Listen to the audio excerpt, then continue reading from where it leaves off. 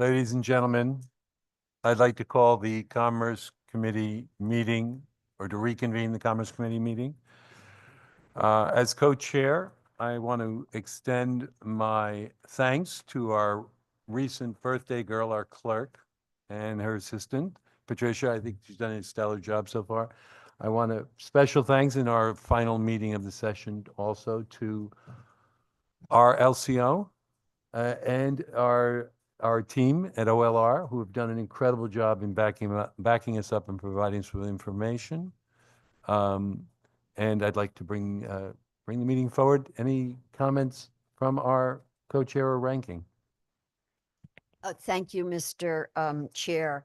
And I just echo your comments, this being our last meeting of Commerce Committee, although we may in fact be back if there are referrals. So I'll just preface it with that.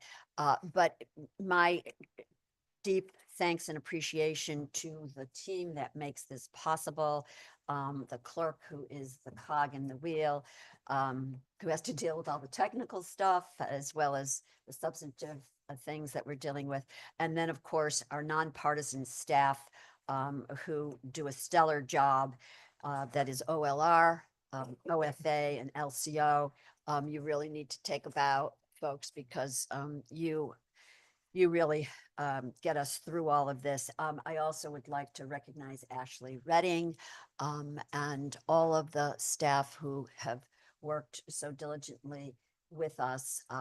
And as we know, this is really actually only the halfway mark, but thank you, Mr. Chair. Senator Martin. Thank you, Mr. Chair. It's amazing how time flies. It seems like we just got here, but I guess when you enjoy what you're doing, it does go by quickly, right? But I think the chairs and the rankings, and I think once you've gone through this committee, for those that you're new, I think there's a sense and an understanding this is true. And what we are looking for as a committee is really to encourage the overall the economy of our state of Connecticut. And what we do here does matter in more ways than we can even imagine. So I'm proud that I am part of this team here, proud of each and every single one of you, having these healthy debates, particularly, out of here, when we are one-on-one with each other to try to better understand what the legislation is and what the effects of that legislation is. We can't do it without all of us participating in that dialogue.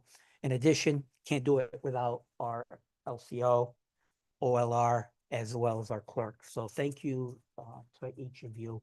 And also, I think people that we also maybe not, or we forget to thank is those constituents that give us these ideas, as well as those that come to testify to explain their side and how they see things. So I want to thank those that participate in that fashion as well. So thank you, Mr. Chair. Representative Aniskevich. Best part about speaking last, just echo what everybody else says, and then we move right along. But I sincerely do echo everything that's already been said about everybody and all the help that we receive on this committee. As a new ranking member on this committee, it was very welcoming, and I appreciate that. The work that we do together, coming together to do the work that we know that we need to do, and that is important to the people in our state. So thank you for that. Thank you for all the help that we've been provided, and looking forward to the next steps. Thank you. Okay, so that takes us to item number 3, the bills for final action. So our first bill is Senate Bill number 1179, an act establishing the Connecticut Community Makerspace Initiative Program. Do I have a motion? Okay.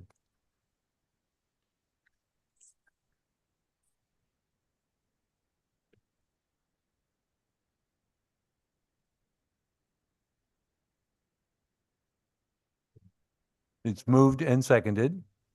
So I can entertain a discussion now on the bill. And so this was a concept that came to us about scaling entrepreneurship in the state of Connecticut and looking at other models that have been done in other states more successfully. And I think we heard some compelling testimony from, was it the Philadelphia model? So because this committee has worked so hard on entrepreneurship and manufacturing, we pursued this farther, and there is JFS language, which is 6753, recognizing the world which we are dealing in with regard to the budget. We want to be mindful of our abilities on certain things, this being one of them, since it is a priority. So you will notice that it is written as a pilot. And we also recognize that a new line item is probably not going to be able to be accommodated, and that this, in fact, does comport closely, if not exactly, with the mission of the Manufacturing Innovation Fund. And so we are looking to connect these two. And I understand that there is an amendment. Yeah, thank you. So in our caucus, we had this discussion, probably took them longer than the release, the release-based bill that we have in front of us here today. But we had concerns about it being a new sort of model that's out there. We talked a little bit about its sustainability, or whether or not, in 3 years from now, are they going to be around? We had concerns about, what was the funding specifically for? Though there are different models out there. The only one that I've experienced is that in Bristol, we have something of a retail marketplace, and that's, a lease space, maybe twice the size of this, or maybe close to this size. And it is a small sort of arts and craft, where someone who has a small arts and crafts business has a certain amount of space, and the consumer will come in, pick up a product, and go to the cashier and pay there. So there's no POS, point of sale, at each of the tables, but the product is picked up by the consumer, goes to the cash register and pays. So that's the scope of what my understanding of a makerspace is. That model's only about 2 years old. And for me, it's like still trial and error. I've spoken to the owners, and they feel that, yeah, things are going good. Great to hear. I am scheduled to go see a makerspace in New Haven that I'm sure is going to be of much different scale. So I'm anxious, and I'm looking forward to that. The concern that we had was, okay, so what are we going to, $5 million, what are we going to be using that money for, or allowing a grant, loan, or other federal funds? What specifically are those funds going to be used for? Felt that the 5 million, and our discussion had to deal with a $20 million that was in MIF currently, that's 25% of the total amount of the 20 million. We thought, that's excessive. That seems a lot to invest in something that's new and truly not, it hasn't really been tested yet. And I'm glad this is a pilot. So the amendment that I'm proposing, or our caucus is proposing, as we take that 5 million, reduce it down to $1 million, and because of it sort of new, let's go test it out first. Let's not put a lot of eggs into a basket here. That's something that truly has not been vetted, or at least gone through the challenges of a couple years of being in this type of business. So, Madam Chair and Mr. Chair, the amendment that I am proposing is that we reduce the $5 million down to $1 million. In line 46 of the current substitute LCO number 6753. Moved and seconded. Is there discussion? Would you go first? Yeah, thank you, Mr. Chair. And I support this amendment. I recognize that this is a new initiative for the state. I'm also very sensitive to the appropriations, and therefore that's why we were looking to make this revenue neutral within available funds that we know that we have. The proposal this year on the MIF is for, and Evelyn, correct me here, it's for 15, no, 25? 20 and so 20 in the first year, 25 in the second year. And so within those numbers, it seems like $1 million may be appropriate. Also, I will indicate that in doing another cleanup, if you will, in refining this proposal, we might want to be more specific about who it is that is doing the oversight and creating the criteria for these applications. And so we will, in fact, flush that out. So I do support the amendment, and thank you, Mr. Chair. I want to thank you for the, my ranking for that, for that change. I believe, you know, the testimony we heard from the makerspace, I believe either Philadelphia or Delaware was quite compelling. And from the local entities too, there's a lot of good work being done. But I think starting at $1 million, getting the analysis done, kicking the tires, making sure as we work through the process, I'm more than in favor of and support the change. So can we have a voice vote on the amendment to, all in favor, signify by saying aye? Aye. All opposed? Amendment carries. So the bill is before us as amended. Is there any further discussion? Go ahead, Representative Buckby. Thank you, Mr. Chair, and I appreciate the kind words of all of our leadership here, the rankings and the chairs. I think it was a worthwhile thing to do. We're trying something new. Personally, I wish it was still strictly a grant, not a grant, but as a hand up, not a handout. I think to prove where they are, I think that if they would consider more the board that's choosing these people to make sure it's an opportunity for them, maybe a low interest loan, I think is the smarter play. I also think that there is an oversight board to this, correct?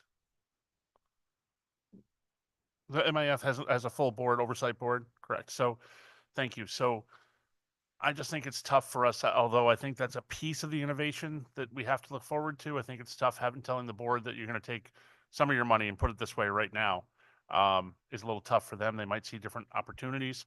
I think there's been a lot of these across the state, and I really would hope that board would also consider making sure that this is stretched out as best as possible, not lump sum into one or two spots. I'd love to see it spread out in all 8 counties of the state. I think that'd be critical to see this work. I've seen some work and I've seen some not work.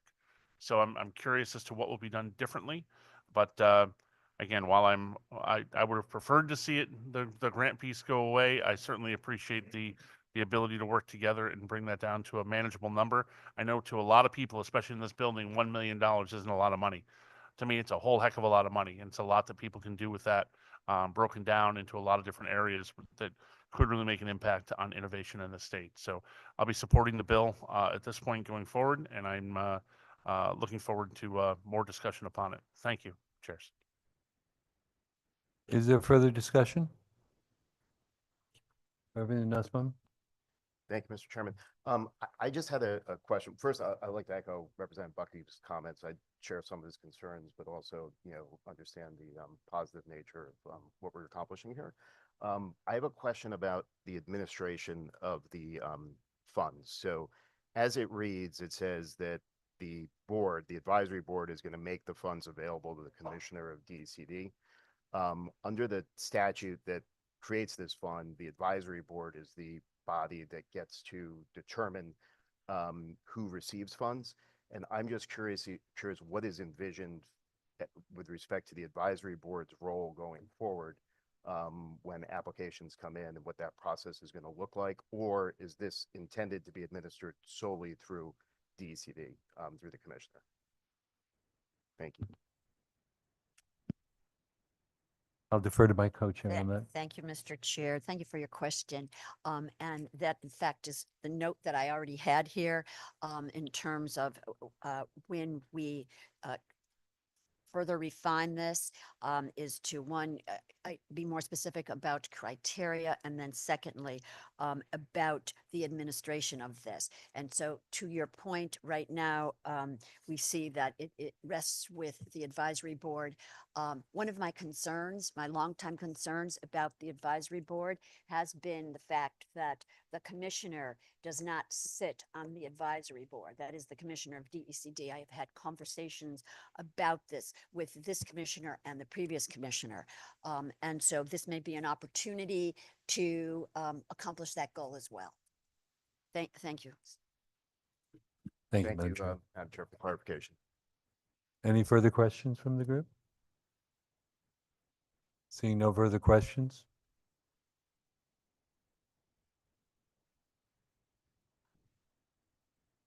So if I could ask the clerk to call the roll call vote. This is Senate Bill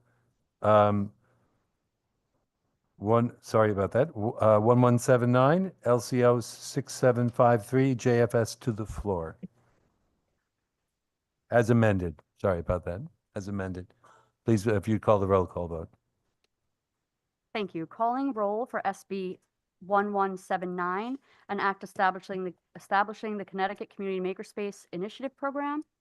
The action is JFS to floor, LCO number 6753, as amended. Senator Hartley, how do you vote? In the affirmative, please. Representative Mesker, In the affirmative. Senator Rahman, Yes. Representative Kitt, Yes. Senator Martin, Representative Anaskevich, Representative Buckby, Yes. Representative Buxbaum, Yes. Representative Collins Maine, Yes. Representative Gajewski, Yes. Representative Garabay, Garabay votes yes. Representative Heffernan, Yes. Representative Kitt, can I get your vote one more time with your video on, please? Yes. Representative Kitt votes yes. Thank you so much. Representative McGorty, Yes. Senator Miller, Senator Needleman, Representative Rochelle, Yes. Representative Santinella, Yes. Senator Summers, Representative Vale, Yes. and Representative Wood. Roll has been called. Item number 2 on the agenda, Senate Bill 1404, an act concerning conforming adjustments to support the transition to a release-based cleanup program. The motion is JF to the floor. Do I have a motion? And it moved and seconded. Do I have discussion? Yes. Go ahead, Representative Vale.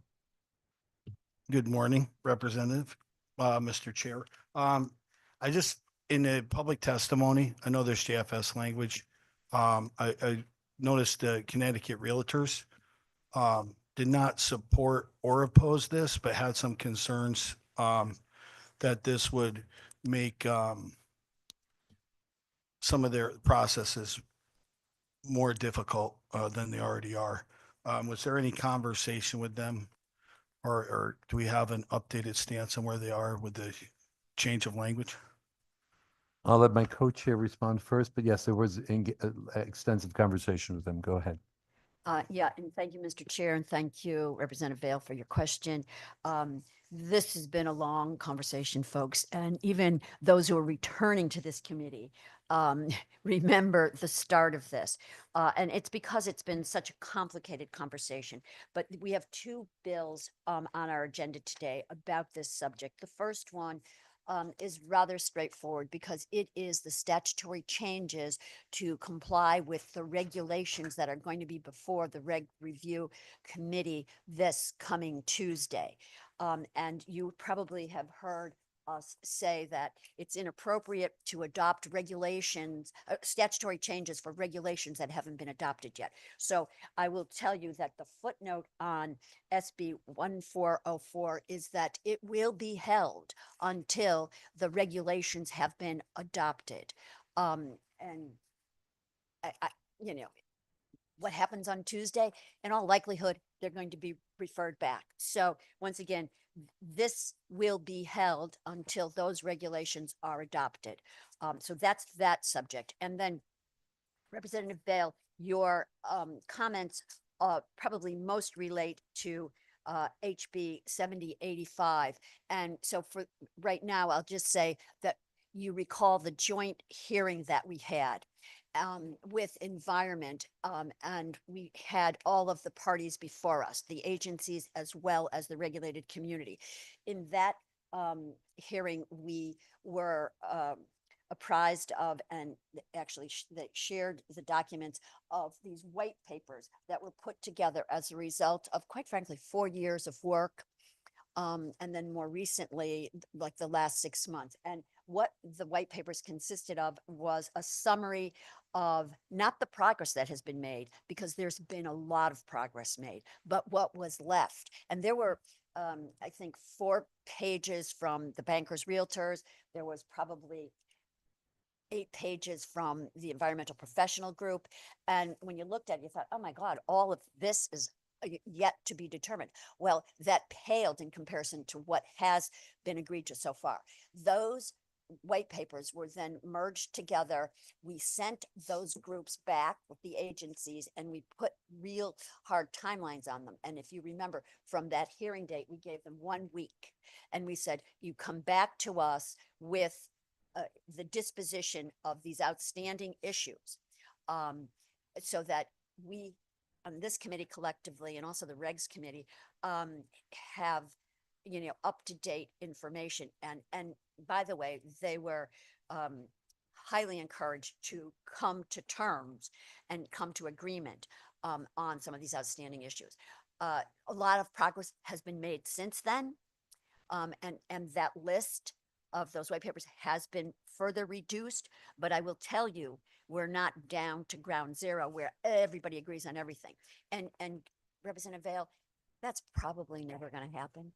But in all honesty, everybody unilaterally across the board and the agencies believe we are in a better place. The work is not finished. And so when we get to this next item, I can assure you that that is a work in progress, and there will be substitute language on the floor, which further articulates what we need as a legislature to have for the insurances that there are no unintended consequences with this new model.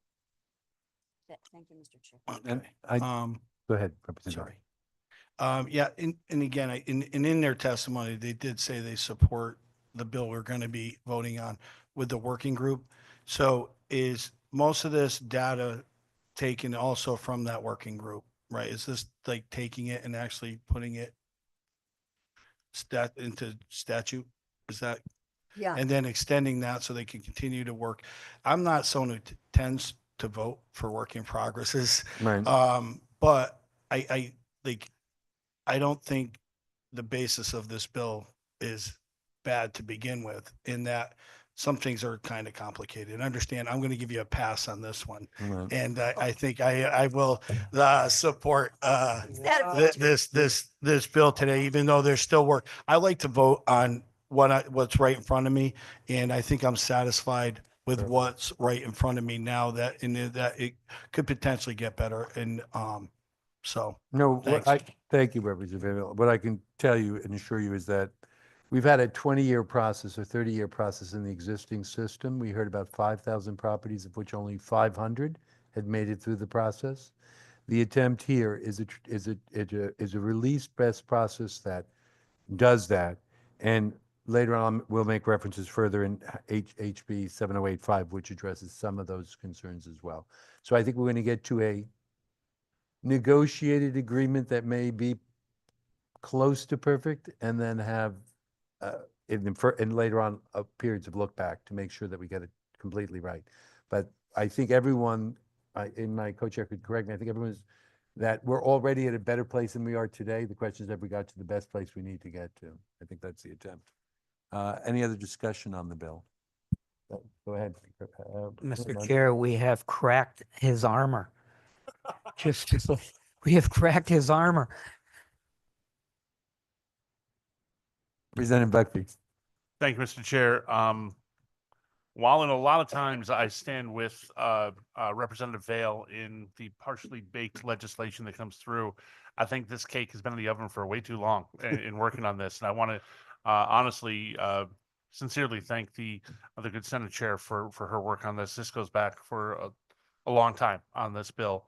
I know we worked on this back when I was here before, and it's still going. So I think just about every aspect of this is spot on at this point, and I'm sure the little details we need to work on going through. I also want to thank all those who did all that work on the environment piece of this. It's a lot of data. This is the books of work have been done in all these meetings. So I just wanted to thank you for the work on this to finally get this far, and I most certainly wouldn't stop it because the cake doesn't have frosting yet. So thank you. Thank you, Representative Buckby, and I'll take a moment to echo your words. So I've been on Commerce now, this is my third year, and I know I've added to the situation, but the masterful way I've been guided by my co-chair and her endeavors and the effort she puts in on issues particularly like this of the Transfer Act or release-based transfer now, it's been incredible. So I take a lot of guidance from her on that, as well as parliamentary procedure, which she's guiding me through today. It's not evident. I think if there's no further discussion, I ask the clerk to call the roll call. Thank you, Chair. Calling roll for SB 1404, an act concerning conforming adjustments to support the transition to a release-based cleanup program. Senator Hartley, how do you vote? Yes, and I will footnote my vote to say this bill does not move until the regulations are approved, and then the statutory language will follow. And on that basis, I vote in the affirmative. Representative Meskers, I'll just say affirmative. Senator Rahman, Yes. Representative Kitt, Yes. Senator Martin, Yes. Representative Anaskobich, Representative Buckby, Yes. Representative Bucksbaum, Yes. Representative Collins Maine, Yes. Representative Gajewski, Yes. Representative Garabay, Yes. Representative Heffernan, Yes. Representative McGorty, Yes. Senator Miller, Senator Needleman, Representative Rochelle, Yes. Representative Santinella, Yes. Senator Summers, Representative Vale, Yes. Representative Wood. Roll has been called. Thank you. Now that moves us on to item number 3, House Bill number 6786 with JF referral to general law. Do I have a motion? Moved and seconded. Can I have discussion? And I will kick it off. The act concerning the hiring ratio of skilled trades is in fact a bill to delineate and the ratio application process and the granting of ratio relief in our skilled trades. The intent of the bill is to reward the good actors in the community who are successfully attempting to promote apprenticeships and to get the apprenticeships to the journeyman's position. It calls for the Department of Labor to enact oversight. I believe it provides us with a pathway forward to frame out the argument on an ongoing basis to how we get to a successful ratio relief program. We heard numerous testimony from our apprentices, from our electricians, from both sides of the equation, from labor and from merit shops about the needs for reform and the concerns. And I think the concerns are addressed with the rewards for good actors. I think the needs are met with that same type of ratio. And I open it up for further discussion. Yes, Madam Co-Chair. Yeah, thank you. Thank you, Chairman Mesker. And I would just like to say, for one, I am very grateful to the work for all the committee members on this subject, and also to all those who have participated in this conversation, recognizing that it is a conversation which is being had on multiple parallel lanes, if you will, and for response actually to the Commerce Committee that we have been for at least 4 years had this request and conversation in the Manufacturing Caucus. And so I am really grateful to having had the opportunity to drill down on it and also to talk to all the parties, because it's been very, instructive to me. And I'm grateful for those conversations and look forward to, continue to have those so that, at the end of it, like any, they talk about legislation being, like making sausage. Yeah, there's that part of it. And so we all work together, and at the end of the day, coordinate so as to have a better product for the purposes of supporting the taxpayers and the economy of the state of Connecticut, and all of its important sectors. So with that, I just want to recognize the work of everybody, and I'm grateful for all of the input and the conversations that I have been able to have. Thank you, Mr. Chair. Thank you, Senator Hartley. I see Representative Kitt has their hand raised. Yes, thank you. I want to first thank the chairs for listening to everybody that was at the table at that 10-hour hearing, and for working to a place where we can all get to say yes. I just have a few comments. I know this is probably going to get referred on to general law or labor, and so I just wanted to make a few notes about tightening up some of the language. Specifically, on line 21, how we're defining good standard. Is there a definition the Department of Labor uses? And if not, we need to have a tighter definition.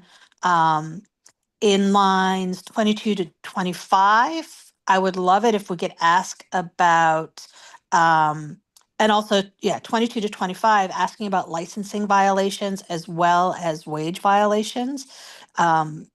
Because I think we need to know about both of those.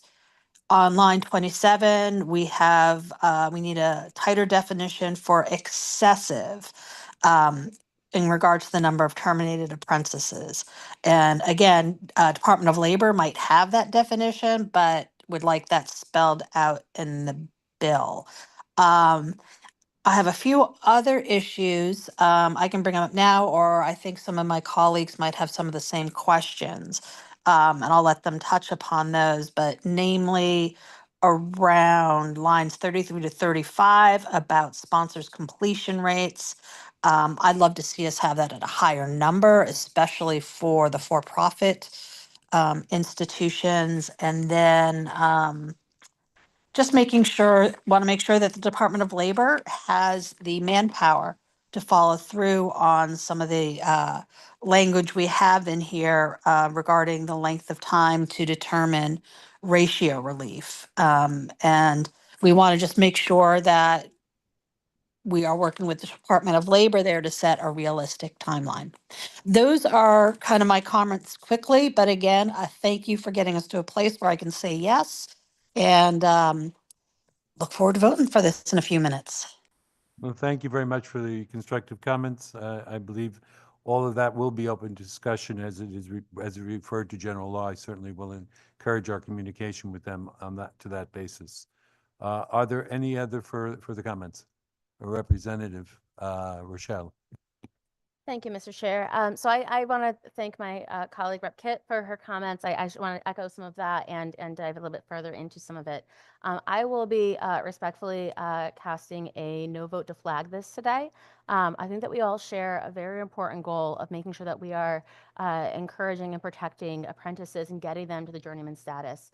And the devil's always in the details. At this time, I think it's important that we are getting those details on the record and we have a serious conversation about how to best do that. So first, I do have a question for Mr. Chair. We talked a lot in the public hearing about the completion rates and how serious the lack of completion rates is.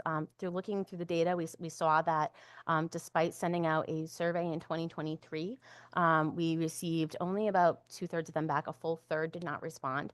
And of those that responded, only about 9 to 10% have a completion rate above 66%, which is pretty serious. Despite that, in the bill that we have before us, there is no mandate to report completion rates. And I want to know why that was overlooked in this bill. Thank you for the question. The application and the look-back history would suggest that the request is that they have a completion rate of about 40% to present for the exams. I believe that's the threshold we thought was reasonable to establish.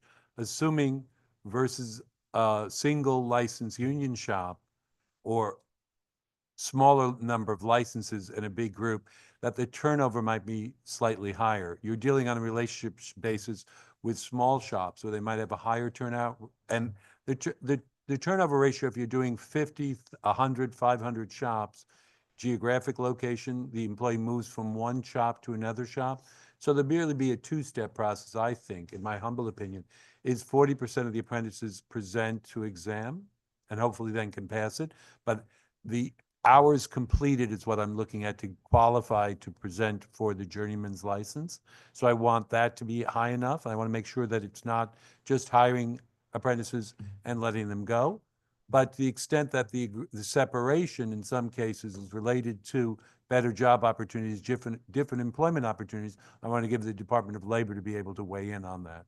So there's an intent there.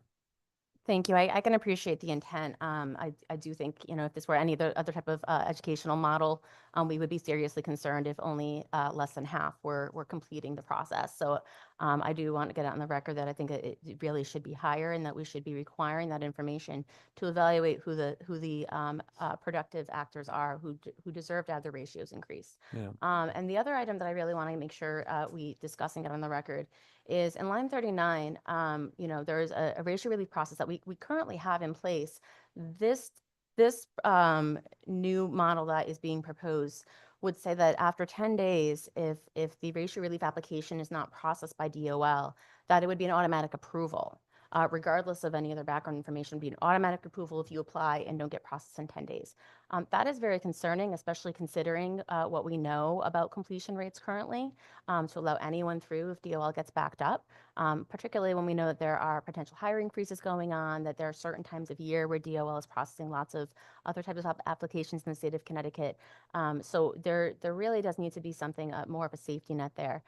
So I do want to flag those. I appreciate all of the thoughtful conversation that has happened in this committee and the serious discussion that's occurred. And I also want to commend our colleagues in general law and labor that have been doing work on this for quite a while. I will be flagging it with a note today and hope that what we come to by the end of session is something that is really meaningful to help apprentices across the state. And I thank you for that. And I will just follow up as well on the completion rates. There's two pieces to that. I understand the idea of looking for the good actors. In my conversations with some of the contractors, and I thought this was beyond the scope of our meeting and this bill today, the licenses that we issue are exceedingly comprehensive. And we do have an industrial electrical business. We have wholesale electrical business. We have a retail construction electrical business. And I've been told that people have to sit for an overarching license. And without going into the details, in my background in the securities industry, we had to exam to do everything from running a branch office to working at the top of a major institution. So sometimes the requirements, I'm also going to be looking within the licensing at some point, whether it's our purview or not, is to see the scaling of licenses appropriate to the jobs that people are creating in the industry so that people can be licensed for maybe a narrower field of electrical work if that's agreeable, et cetera. There are lots of ways I want to look at this, but I appreciate the commentary. That's helpful. Is there further discussion? Excuse me, Representative Gary, I was prompted, but I forget to look at my Zoom. Go ahead, Representative Garabay. Thank you so much, Representative Metzgers. I agree with everyone who's at the table. This is just, there still needs to be work done. I appreciate the work that both you and Senator Hartley have done. I do have some concerns, but I'm confident that if we all work together and listen to all parties, that we will get there. And I will be voting yes today. Thank you. Well, thank you very much for your commentary. Representative Vale. Thank you, Mr. Chair. I have concerns about this bill, and we reduced it from used to be 4 to 1. You reduced it to 3 to 1. Is that correct? 2019, I believe it was 2017. 17. And have we seen any significant change because of that reduction? The change I would look at in the measurements would be an increase. I'm looking at two measurements personally. One is the average age of a journeyman and the number of apprentices in the system. And I haven't seen the material change yet. And I'm concerned because I think the average age of my journeyman is around 52 or 53. We've got a 5 or 6 year lead time from apprentice to journeyman. And I'm worrying about an aging tsunami in the private sector. Okay, again, we've already made an adjustment and we're making another one without the data to support that. I understand your views on that. And also just the way this kind of went down as well. When I want to pass a bill, I try to bring everybody to the table together. And I don't see that in this case. And it concerns me because we want people to work. We want people to get out there, especially in this industry. And we kind of pit unions against private contractors, and we don't need to be doing that. And I think there's just a better way to find a way that maybe works for everybody if everybody's at the table and has together. And that's my concern on this. I don't think it belongs in this committee, so at least we're referring it out. But those are my concerns. I'll be voting no. Thank you. Thank you, Representative Vale. Any further comments from the committee? Senator Martin. Thank you, Mr. Chair. This is long overdue. It has been long overdue. Was there progress made 2017? Absolutely. It would be nice if we could bring everybody to the table. It has been proposed. The ratio adjustments has been proposed for years. And you have to ask, well, why? Haven't we been able to have that discussion at the table? And there is a resistance in this building regarding changing that. There's a bottleneck that has been exposed. We brought this bill through this committee. It was revealed to us in testimony regarding what's been going on. Is it impacting our economy? Absolutely. The apprentice that are those students, I'll say, that think that they have a career in front of them, begin this path. However, they learn somewheres along the line of their perhaps year or 2 years into the industry that they're unable to get work because of these racial requirements. This bill has changed since that hearing to now it's become we're going to be focusing in on the waiver component of this because we learned there were flaws within that process. And for whatever reason, you'd think that we could hurry up, you think that we could have regular standards that could be just a checkbox. Yes, you filled in this checkbox, you got this checkbox done as well.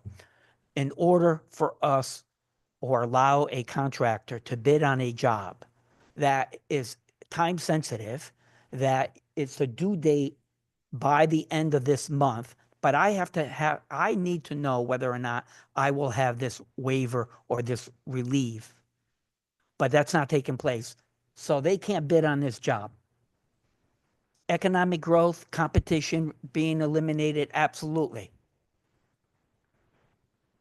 It needs to change. This ratio needs to change. It is unfair. The models are two different models where one is allowed a sort of unlimitless apprenticeships versus those that have barriers and restrictions. The 10 days for DOL to answer is a waiver request is not unrealistic. It's a part of reality that you are restricting a contractor from bidding a project without an answer that is quickly decided on. I'm going to be reluctant, yes, because I know how this building works. But it's a reluctant yes, because we're not answering the call that we're charged with, and that is for economic growth as a committee here. Our job is to identify barriers to that economic growth. And I don't want to go through another, from 2008, we have been harnessed through the decades now, 2024, for 15 or so years. We've been harnessed and we're still anchored, I'll say. And we could be more robust than what we are today within our economy by getting rid of these barriers. So I'm going to be a reluctant yes on this bill. Thank you. Senator Hartley. Thank you, Mr. Chair.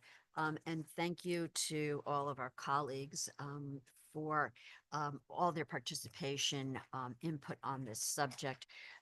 I would just like to say, as I said earlier, that it was a very instructive process, and the foundation of this conversation and proposal is the economy of the state of Connecticut and meeting those challenges head on, and quite frankly, identifying what they are. But I will also say that for me, it was particularly helpful because on our other committee assignments, as we all have, I am on the Appropriations Committee, and it so happens that the Conservation and Development Subcommittee, which is the one I work on, is the subcommittee that deals with the Department of Labor.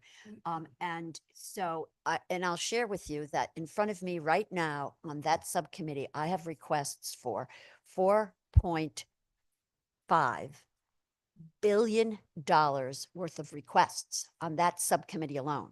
So you can imagine the competition in terms of requests. But I will tell you that this conversation has helped me to prioritize those asks. And so that I think has been very helpful when we sit down and try to make those decisions, that we are able to help the Department of Labor, who, by the way, has been very candid with us about this procedure, where, you know, apparently the history of it came in under Governor Rell, and it was established without criteria on this committee.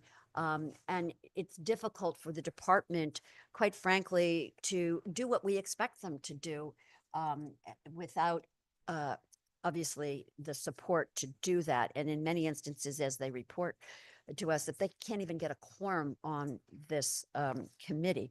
So very important from also, I think, an appropriations standpoint. And this has been very instructive for me in making those decisions as well. And to the point of our previous conversation, all of these things do, if you wanted to Venn diagram them, overlap. Thank you.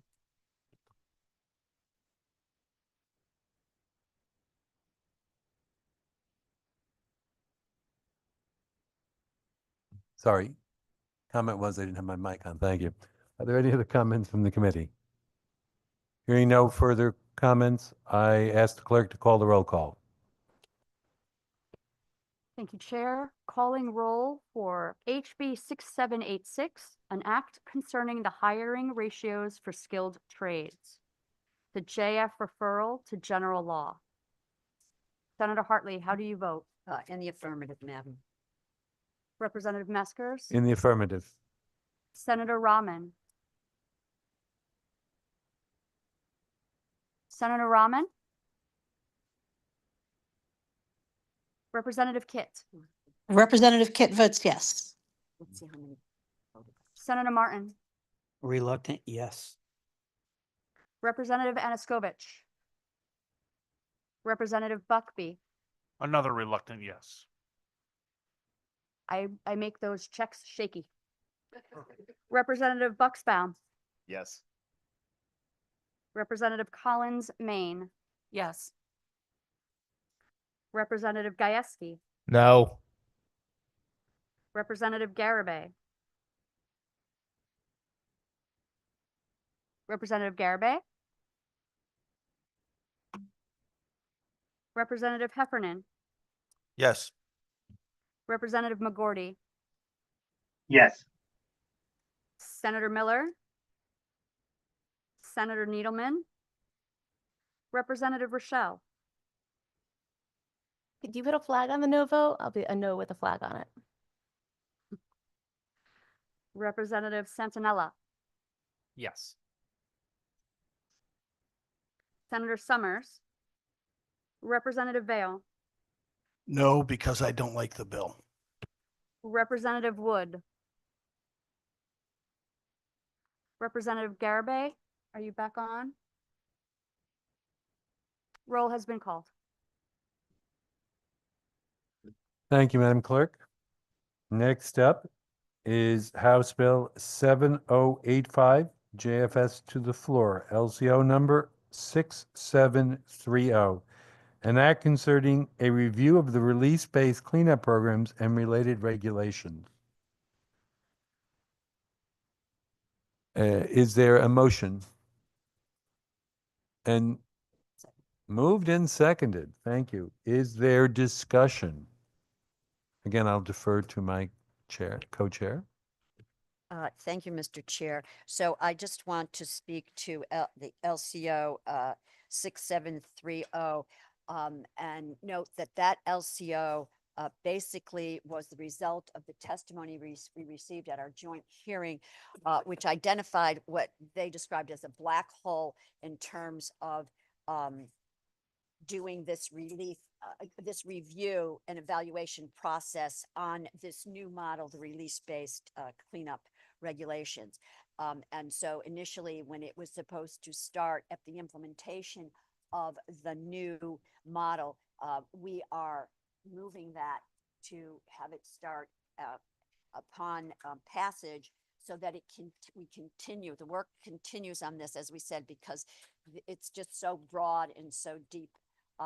So that we will be working on this review and evaluation from passage to the time of implementation and then beyond. So that's what the LCO is to address what was identified as this black hole. I should also note that there will be, without doubt, another amendment to HB 7085. Because this is the review piece of this. This is the mechanism by which we are going to identify that list of outstanding issues that were put to us on the white papers that still have not been totally addressed and probably cannot be totally addressed until we start to roll this program out and actually see it in implementation, to understand if there are any unintended consequences, and then to deal with them. And in particularly, there will also be conversation about the residential part of this legislation, in particularly the under the definition of residential, in particularly the residential that is not owner occupied. So it could be not owner occupied for a single family up to a 4-family, and that is classified as residential. But if it is not owner occupied, it's kind of in a different category, a new category, if you will. And we need to know if there are any unintended consequences to that, And we're going to be trying to put metrics in so that we keep a very close tab on this as it rolls out. We don't want to find ourselves back in the situation of a transfer act for residential. We're not going back there. This has been 25 years in the making. We aren't going back. So that's what that's about. There's another very important piece to that, and that is on the TA, the Transfer Act properties. There were initially 5,000 or so that were in there. Only 500 came out. That's what they call the Hotel California group. You know, you go in, you never get out. And so the remaining ones that are in there, and there is a list of them, and I will share it with you. And I venture to say that probably every single one of our districts has one of those sites, if not more. My question is, what are we doing to give them the off-ramp? It's not satisfactory to me that the response is they're in the process now, and so let it play out. They ought to be play out. It hasn't played out for 20 years. So they ought to be able to have the benefits of this new expedited model. And that's also going to be put in the substitute language on HB 7085. So those are the two big flashpoints, if I can make them into categories. There are some others, and we'll work them out amongst us. But so rest assured, this is Representative Dale, a work in progress, and it has been for 20 years. But I venture to say we are actually 24 years closer than we've ever been. Thank you, Mr. Chair. So Representative Vale, just to specify in this bill particularly, the issue there is to create a structure once we agree with statutes and regulations for the ongoing review process, because once we finish our job, sometimes we don't necessarily have a concurrence with the results that are produced by the agency. So we want to make sure that we have continuing ongoing oversight that the whole process works. And so you're right. Are we perfect? No. We're hoping to get to perfection within the statutes and the regulations, but we're building in subsequent to that, what do we do to monitor the process to work and make sure there's reform? Because otherwise, I think you as a legislator, we've had this conversation, that sometimes we as legislators have an outside role in running up to the executive branch of the government to fix a problem. And what we're trying to do here is fix a process, and recognizing even once we fix the process, to monitor and adjust the process so that it becomes less the exception that gets solved and more the norm. And that's what's going on there too as well. May I speak? Yes. Thank you. And again, that is a work in progress isn't, a swear word. Most of the time in this building, it's because we didn't do the work. And that's not the case with this. And that's why I can support it. Again, often we just don't finish what we're supposed to start. This isn't something you can just put, a button on and press down. So I support this legislation. I understand the work that's been put into it and what needs to continue. So thank you. And I was pointing you out more in addition to explain to the listening public. The intent is there for the most part in drafting. The intent is there in the agencies. But when we prescribe actions and don't review them, we don't always get back to look at the unintended consequences. And this one is to try to resolve that issue. And I think people should know that and appreciate that. And my co-chair? And I would be remiss if I did not recognize the incredible work that was done by the Department of Energy and Environmental Protection. They have had a team on this working really full-time, and in particularly over all of the holidays and so forth, to try to meet the timeframes that have been put upon them. The Department of Economic and Community Development also really rolled up their sleeves and worked on this. And so that is really the results of why we are in the position we're in today. I mean, they worked fastidiously. I want to recognize Senator Martin, who spent hours and hours on, these tedious Zoom meetings, and all of the team and the staff, nonpartisan staff who've been involved in this. And I should say that, there is going to be a need for DEEP to have some personnel, FTE support once we are fully into this. That hasn't been identified in this budget. There is new software that they have acquired and will be standing up to do this. But then the question remains, it's kind of like the DOL thing. Are they staffed enough and to handle this? So that's a question that is outstanding, and we will continue to evaluate that so that we can have the process work as it should.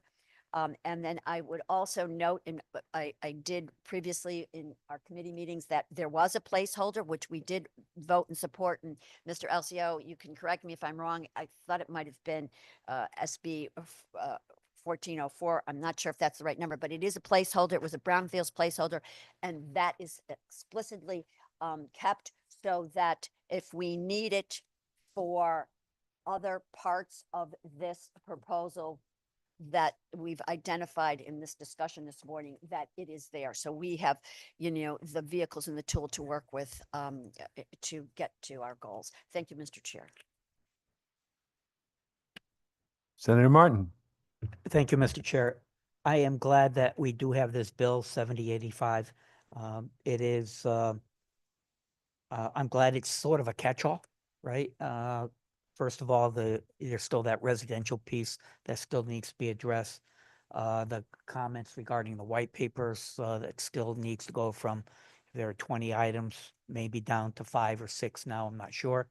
And I agree with you, Madam Chair, that, we're probably not going to get to ground zero with everybody's going to be happy, but we have gone miles with this piece of legislation, as well as addressing the issue of those 5,000 minus the 500 that are out of the Transfer Act right now. So that leaves another 4,500 that still we need to figure out how do we move them back or off of that list.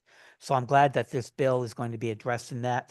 I do have a quick question regarding, so if we come to a standstill or like a point where we've gotten to the date, I'm not sure when this gets in front of the Regs Review Board, and we still have, these issues out here. If the Regs Review date comes and goes, I know that it passes, I think, automatically. Can you just shed some light as to what the dates are and what may happen or what will need to happen? Thank you, Mr. Chair, with your indulgence. Thank Madam you. Chair. Thank you for your question, Senator Martin. Yeah. So this coming Tuesday on the 26th, the regulations for the new release-based cleanup regs will be before Regs Review. The LCO has done, an amazing job. Initially I was told it was 800 pages that was given to them. Apparently it's, now a lesser number, but it is a massive document, which they have been actually, wading through. They have made their comments, and it will be rejected without prejudice so that it goes back to the agency. You are right. If we did nothing within 45 days, it would go into effect. That's not what's going to happen. So, I haven't talked to all of the members on the Regulations Review Committee, but that's the recommendation right now, and typically, that is kind of how it follows. So then that means it goes back to the agency, it goes back to the Attorney General. So there's that process. Then it comes back to the Regulation Committee. The time frame that has been worked out by the Department of Energy and Environmental Protection has been to get it back to the committee. And I'm not sure if they're going to be able to get it back April. I think that's their goal, to once again have it before regs committee, so that it's all in sync with this legislative session, which ends, what, first week of June, for the adoption of, the statutory changes. But once again, those changes on item number, what was it, item number 2, are not moving until that is all resolved. And that builds the background, Senator Martin, for 7085, because the better the solution, the less work and oversight and remedy. We're gonna have to put more teeth if we're not happy where we finally get to, or less teeth depending on where we get to on the constant review process, is my thought. Thank you. Thank you, Madam Chair. I really like the portion of this bill that, we have this change, that major change that's taken place. And how important it is for us to monitor those changes going forward. And the adjustments that may be needed. Like, had we done that 40 years ago, I think it was in the 1980s, I think we had the Transfer Act. And had we done something similar to that, the monitoring, maybe we wouldn't be here today. And a lot of these 4,500 pieces of property that are currently still in the trust, or the Trust Act, the Transfer Act, may not be there. So I'm glad that this monitoring portion is in this bill as well. I also, along with the chair, want to thank Deep, particularly Graham Stevens, for all the work that he's done in orchestrating all the parties. I mean, not only the Deep staff, but also the stakeholders that came to the table. You're talking about the environmental attorneys. You're talking about the LEPs, that is, a licensed environmental professionals as well. I can't say enough about all the time and the effort that they all put into this, because they've experienced this, they have lived this, they've lived through the frustrations of trying to sell a piece of property and not being able to because of what the current regulations, that is the Transfer Act, just the barriers and the restrictions that it created. So thanks to them, because without them, I don't think we could have gotten very far with this. So thank you to all of them, and thank you, Mr. Chair. Senator Hartley. Thank you, Mr. Chair. Yeah, and just following on with Senator Martin's comments, I do want to, we recognize the departments, and Graham, who, was point on this, who did yeoman's work and through holiday weekend, whatever.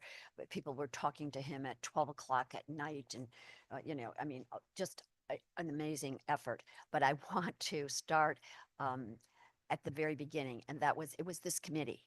It was this committee that this proposal came before, and it was dismissed, in all honesty. It was dismissed the first time because we said, send it to environment. It was,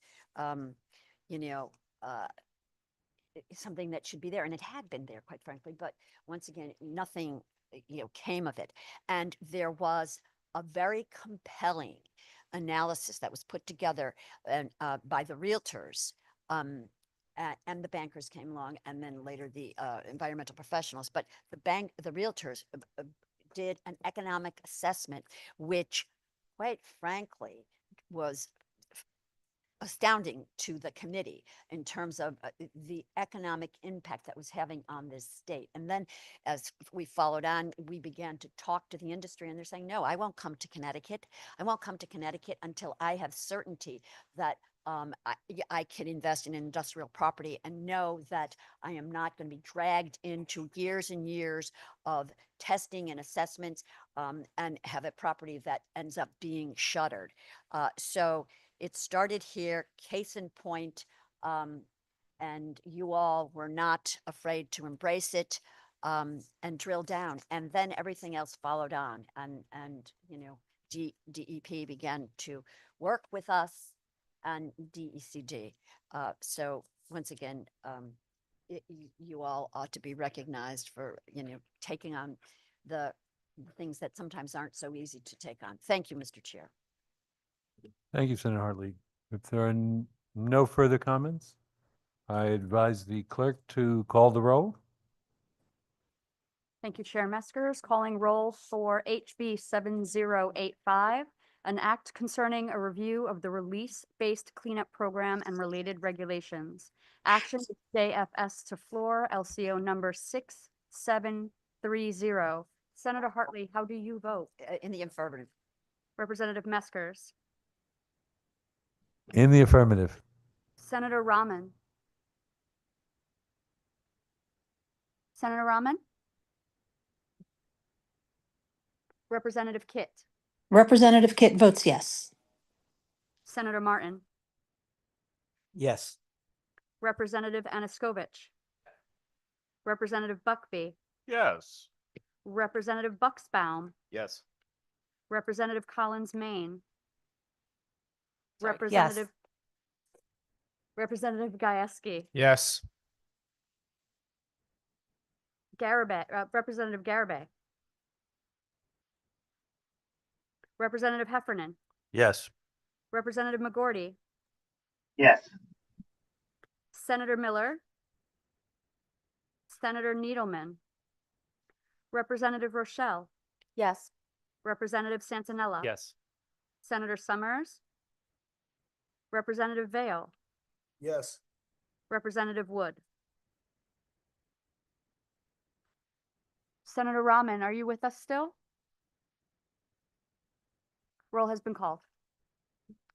Thank you, Madam Clerk.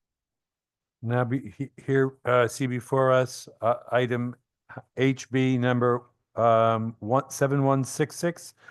This is the act concerning the Department of Economic and Community Development's recommendations for revisions to certain tax credit statutes. And it's a JFS referral to the floor, to finance, LCO 6731. Do I hear a motion? So moved. Moved and seconded. Is there discussion? Yes. So what we're looking Mike. Sorry, what we're looking for before us is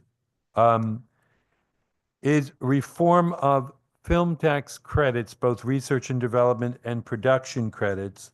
There are technical revisions to work within the current legislation to improve the applicability of the film tax credits. What we heard in the way of testimony, and I think concerns represented by Representative Buckby, were about the nature and size of the film tax credit.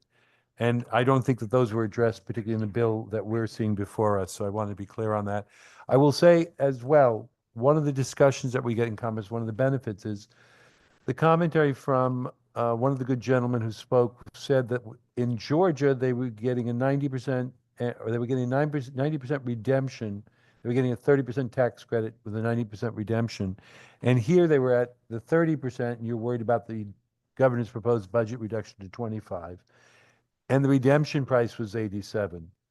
I don't have more information, but subsequent to that, I spoke to the OPM office, spoke to DECD, and asked about the mechanics and mechanism by which the credit is issued and who can buy it, to see if we can literally goose the price to a higher level, because they're ultimately redeemed by the state, I've been told, at 100 cents.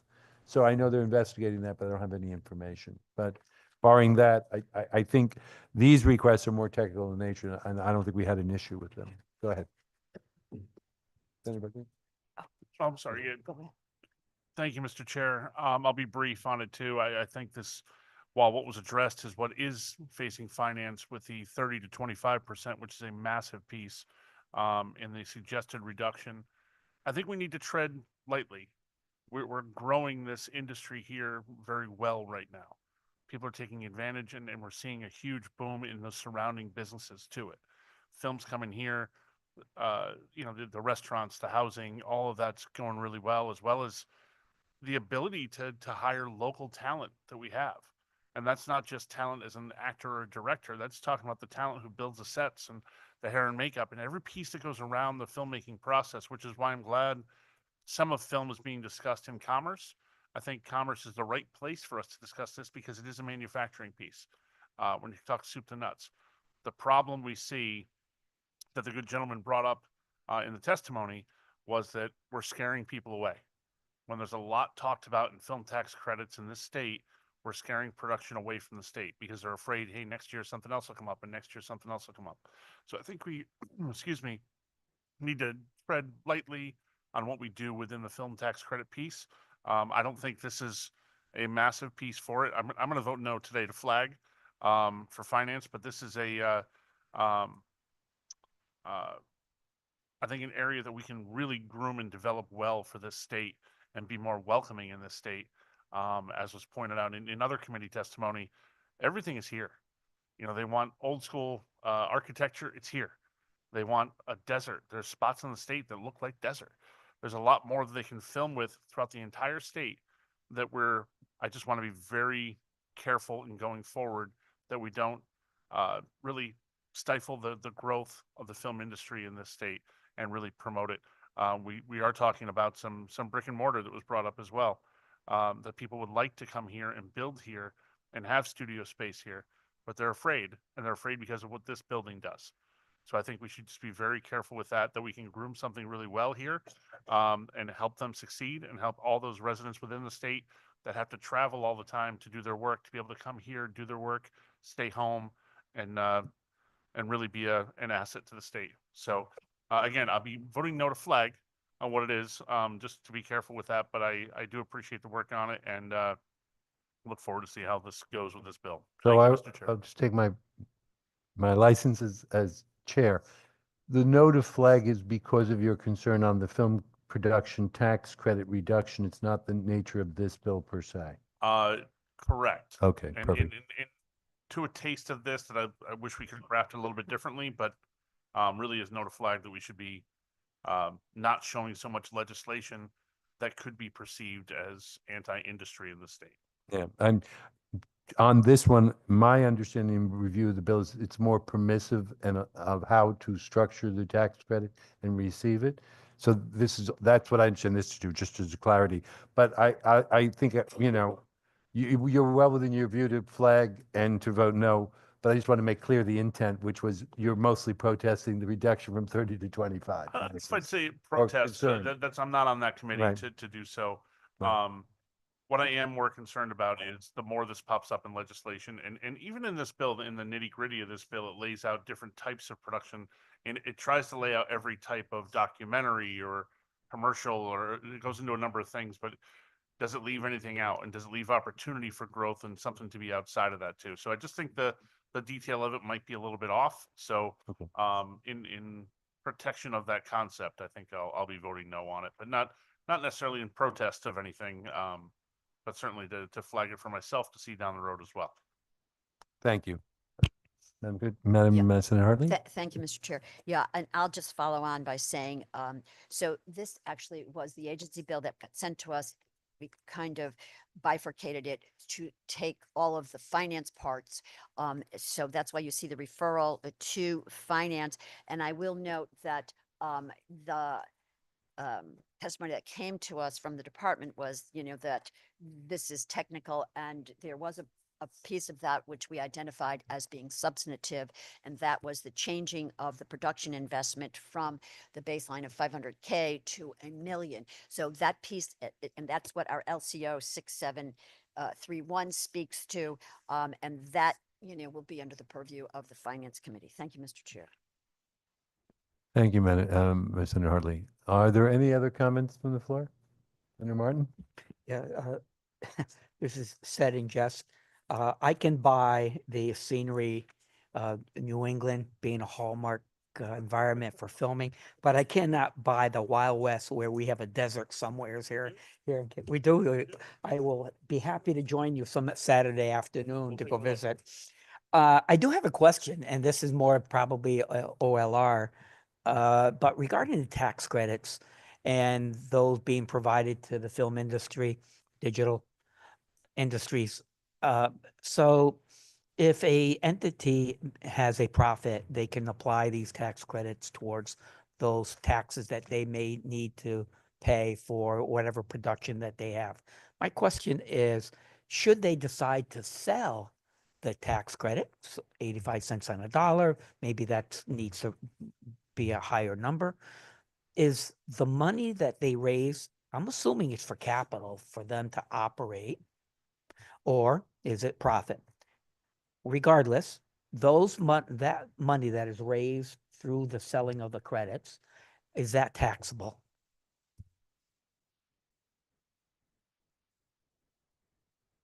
I love asking these questions. We're just silent after that. Well, I'm waiting for OLR. I don't want to jumpstart them. So the answer really depends on whether the entity, the production company, has tax liability in the state. They earn the credit, they either apply the credit against their tax liability. Most of them don't have any tax liability here. So they transfer that. And if they have no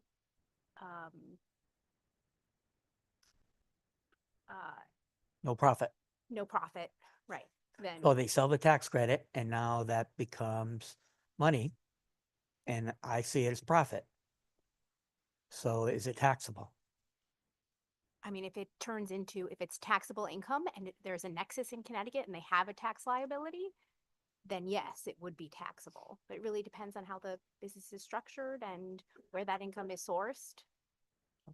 Okay, thank you.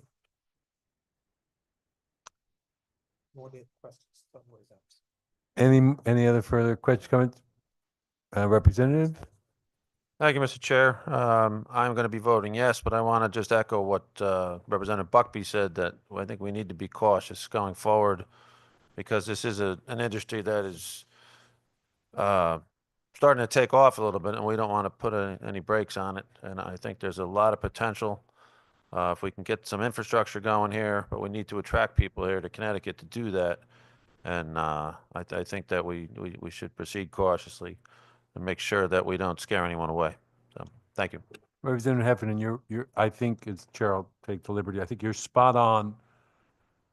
I think policy is an issue of effectiveness, and then constancy is a very important issue. When we look at almost all the industries we deal with in this state, very few are pop-up stores. So people have a 5, 10, 15, or 20, or 30-year planning stage in how they get invested. And the right signals, whatever the industry, and I'm not making an advocacy for one or the other, having consistent policies is helpful to be able to attract people. And it's not even having good policy, then bad policy, then good policy. Volatility in policies is risky as a mediocre policy, or worse, because people will just sit down. Even if I don't like the policy, if it's constant, I can make a plan for my future. If it goes like this, I don't. So that's I think, I'm not questioning on this one per se, but I think it's a perfect spot on analysis. And I think, I'm not sure how easy and difficult it is with any state when the turnover is every 2 years to establish the consistency of policy. But I think, for people who come after us and for the people who are here, I think consistency in policy is a super important issue for industry. So I would leave you with that. But unless there's further comments on the bill, I will call the roll. Senator Buckby, Representative Buckby. Thank you. I appreciate it for the second time. And I just wanted to say that volatility is what the concern is. There's no question about that. But the other part of this is we're making it easier for the working space we did in an earlier bill here.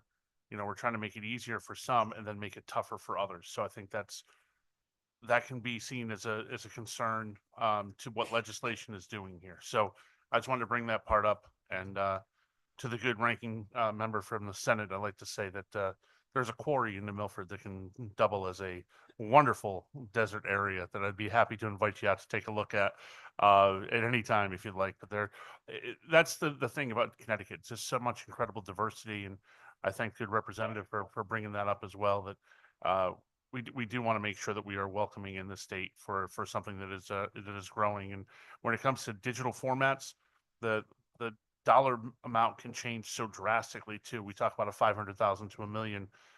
We might want to really get a deeper dive into that too, because there's so many different levels of production that we can talk about here.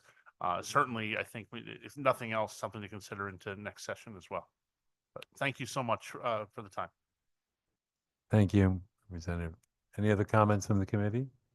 If they're not, I ask the clerk to call the roll call. Thank you. Calling roll for HB 7166, an act concerning the Department of Economic and Community Development's recommendations for revisions to certain tax credit statutes. It is a JFS referral to Finance, LCO number 6731. Senator Hartley, how do you vote? In the affirmative. Representative Meskers, In the affirmative. Senator Rahman, Representative Kit, Representative Kit votes yes. Senator Martin, Yes. Representative Anaskovic, Yes. Representative Buckby, Wagon with a no. Representative Bucksbaum, Yes. Representative Collins, Maine, Yes. Representative Gieske, Yes. Representative Garabay, Representative Heffernan, Yes. Representative McGorty, Representative Gordy, yes. Senator Miller, Senator Needleman, Representative Rochelle, Yes.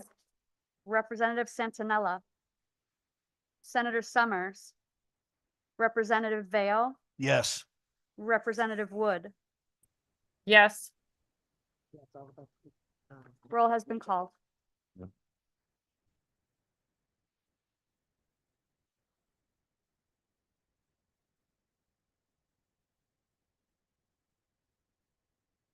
Roll's called. I missed that. Thank you.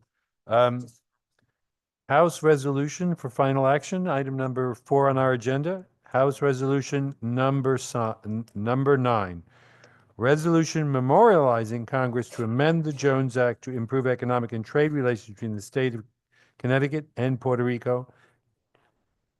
JFS to the floor, LCO 6746. Just for language, memorializing means imploring or asking Congress to reform or amend the Jones Act to improve economic and trade relationships. The LCO amendment was to limit the scope of that to petroleum and petroleum products and inclusive of natural gas.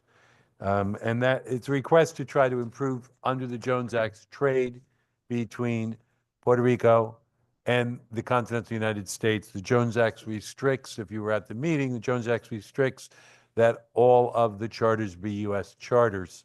Currently, I believe there are no liquid natural gas charters or U.S. charters. So in the purchase of liquid natural gas and some other petroleum products, I can't define all, they have to come from overseas ports because you can trade with an offshore entity, but any trade within the United States is required to be under U.S. flagships. I think the intent is to bring up our merchant fleet, but if people have not watched the testimony, the merchant fleet has been declining for a long time.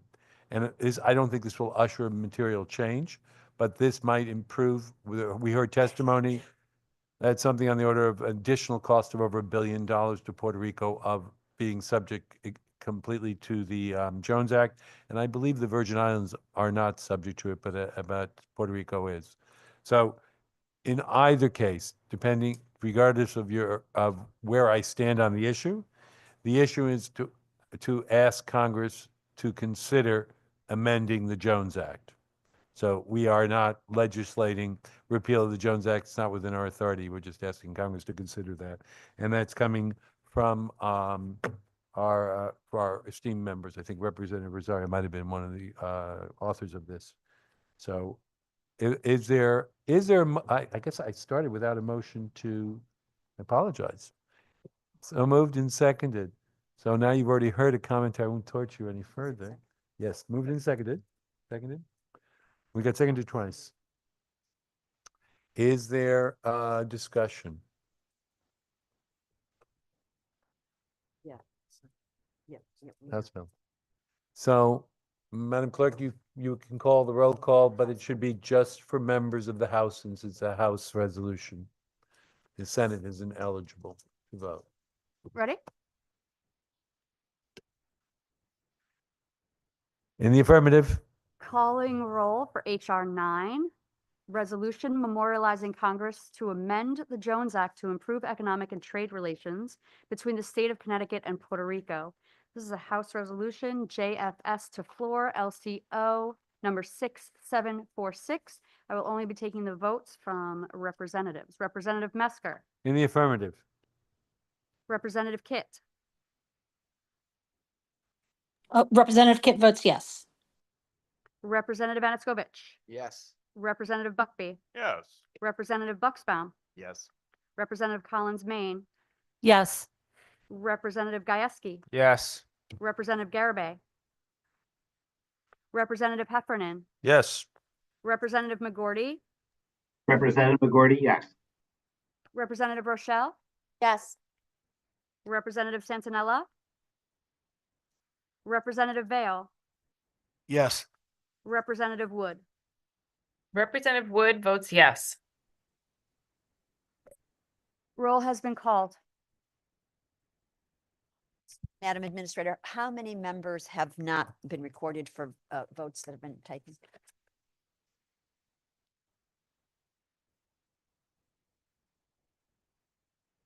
Okay.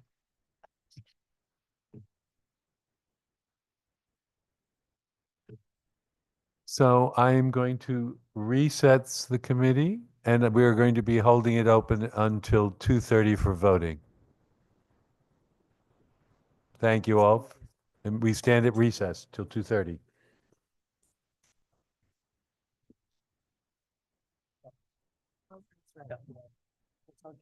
You're missing Miller and. And Ron voted on some, I thought. Okay. didn't he? You say 2:30? 2:30.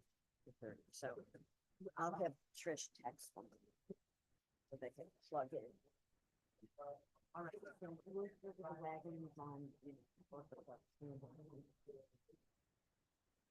Good job, guys.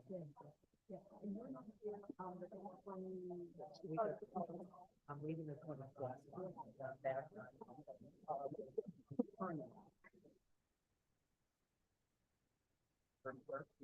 Renee is here, and, I'll be there. and we've got, the world.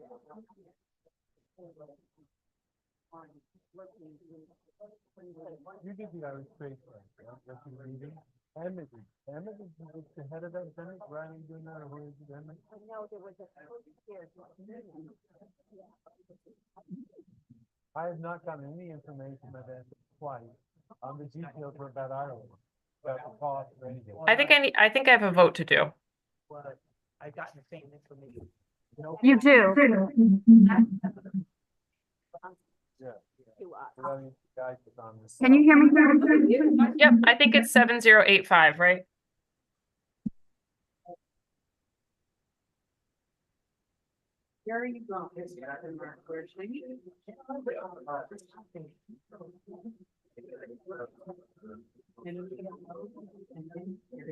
Yes. Can you hear me?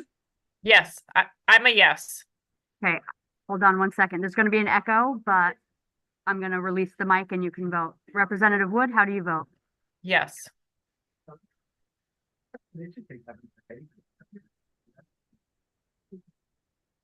And I have you for all the rest. Thank you. Thank you. Have a great day. You too.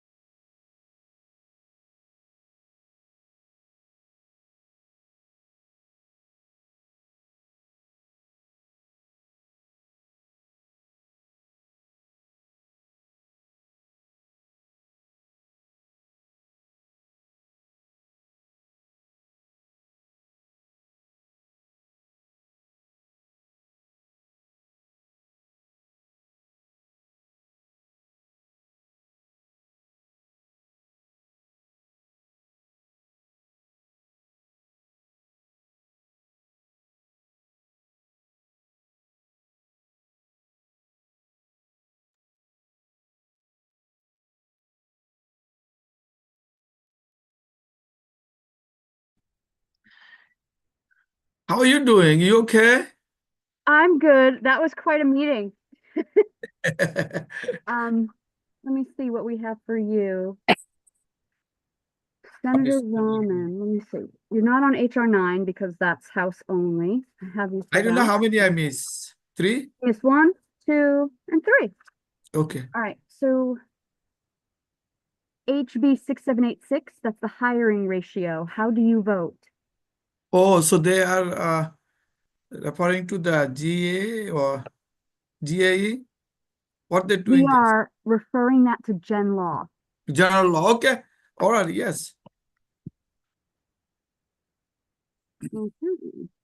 Item number 4, Mhm. 70H585, an act concerning a review of the released base cleanup program and related regulation. That's being JFS'd to the floor. LCO number 6730. Yes. I think that's, chair supported this. Finally, number 5 on the agenda, 7166. That is the DECD recommendations for revisions to certain tax credit statutes. And that has S language and it's being referred to finance. Yes. Perfect. You are good to go. Congratulations. Awesome. Thank you. on the- Stay healthy. Congratulations on the end of JFs.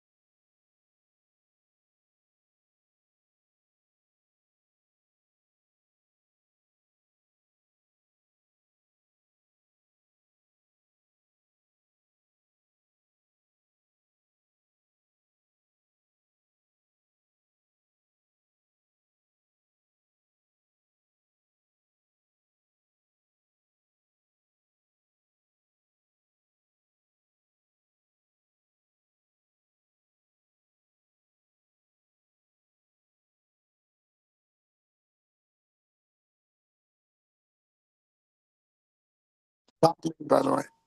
Hi, Hello. Can you hear me? I can. Perfect. So All right, most, so you're Tell- not voting on HR 9, so that's House Resolution. You're good Correct. on that one. yes, We have the Makerspace bill. how'd the vote go on that? That's a yes? Yeah, I mean, I'm assuming it passed. Oh, yeah, I'm waiting on 2 votes on that, and everyone is a yay. Okay, yep, absolutely. Then we have 2 release-based bills. This is the first one. This is an act concerning conforming adjustments to support the transition to a release-based cleanup program. We JF Okay. that to the floor. Okay, I'm assuming that passed unanimously. From everyone that voted, and I'm only waiting for 2 more votes. Yes. I'm a yes. Okay. HB 6786, that was an act concerning the hiring ratios for skilled trades. So That that's, is referring to Gen Law. so I'll vote to refer it to Gen Law. Oh, a yes to referral, not an abstention? Yeah, a yes to referral, but Okay. then poor James deal with it. Okay. So yes to 6786, JF referral to Gen Law. 7085, this is the second release-based cleanup program, and it's a review of the related regulations. This is a JFS to the floor. Assuming it was broadly passed, right? All yeses. Yes, so I'm a yes. And then the last one is the DECD revisions to certain tax credit statutes having to do with the film industry. Was that a widespread yes? The only no was Buckby, and that was just because he wants everybody to be careful about how much the reduction is in the tax credit. Okay, so, but I'm a yes on the bill, but Okay. I agree with him. We should be careful about how much we reduce it.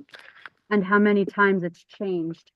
Yeah. All right, fantastic. You are done with Commerce JS for this entire session. Have a great night.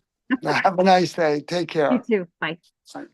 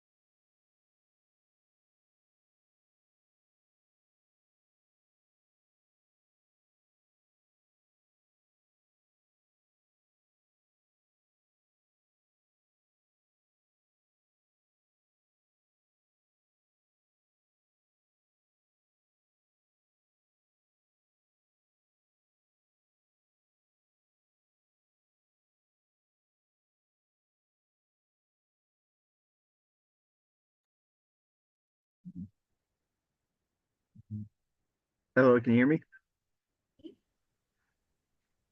Hi. Hi, how you doing, Senator? Okay, what do we? Looks like Senate Bill 1179, enact establishing the Connecticut Community Makerspace Initiative Program, was a voice vote. How do you vote for that? Vote yes. Yes. Okay. Then we have Senate Bill 1404, an act concerning forming adjustments to support the transition to a release-based cleanup program. It's a JF to floor. How would you like to vote? Yes.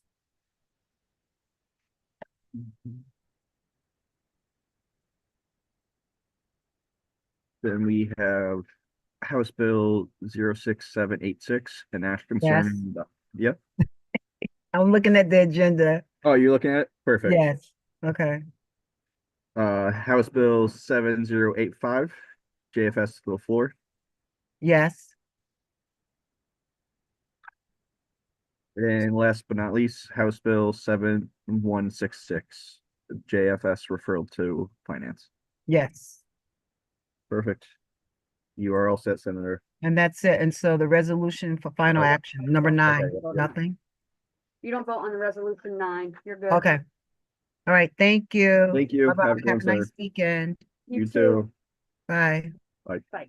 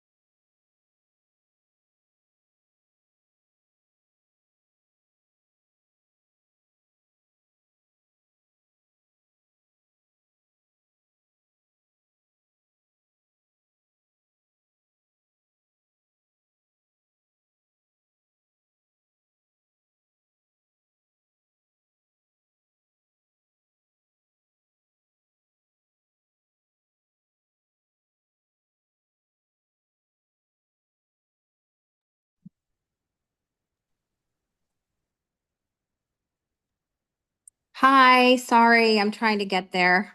I'm trying to get this off my screen so I can see you. Okay, you can hear me? I can. Hi.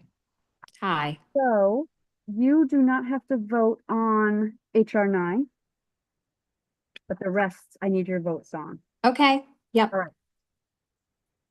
First thing on the agenda is the 1179. That's the makerspace. It's being JFS to the floor, LCO 6753, and it was amended. And Okay. It was approved as amended, and the amendment is a simple text change on line 46, remove 5 and insert 1. Okay. Yes. SB 1404, that's a JF to the floor. That was the first release-based bill that is conforming adjustments to the release-based cleanup program. That's being JF to floor. Yes. Third item is 6786. That is the skilled trades bill. We are referring that to general. Okay, I'm going to say yes to that to go to general law. Okay. For number 4 on the agenda, this is the second release-based cleanup program, and it's concerning review of the related regulations. We're JFSing that to the floor, LCO 6730. Okay, yes. And last but not least is the DECD recommendations for revisions to the certain tax credit statutes for, I believe it's the film and cinema. Do you know how Henry Martin voted on that? Is that, I can't remember, is that decreasing the film tax credits? So I Do you know there know- was talk of 25 and 30. I'm not sure which one it's at now, but they did discuss. Do Okay. not lower it too far and do not change it too much. Okay, I'm going to be a no on that one. Yeah. Okay, so just so you know, just to follow up with your question, everybody voted yes except for Buckby, but I will put, I'm just going to be a no for now because I'm not really sure on that. I can always be a yes later. okay. And that was, it was also referred to finance. I should have mentioned that earlier. Oh, okay, then I'll be a yes because it's I'm going to glad I caught- finance. Thanks, sorry about that. No, that's my fault. I should have read that right away. That's a JFS referral to finance. Okay. And that's a yes from Southerners. And you are done. Enjoy the rest Okay, of your thank you. vacation. You're welcome. All right, see you soon. Bye-bye. Bye.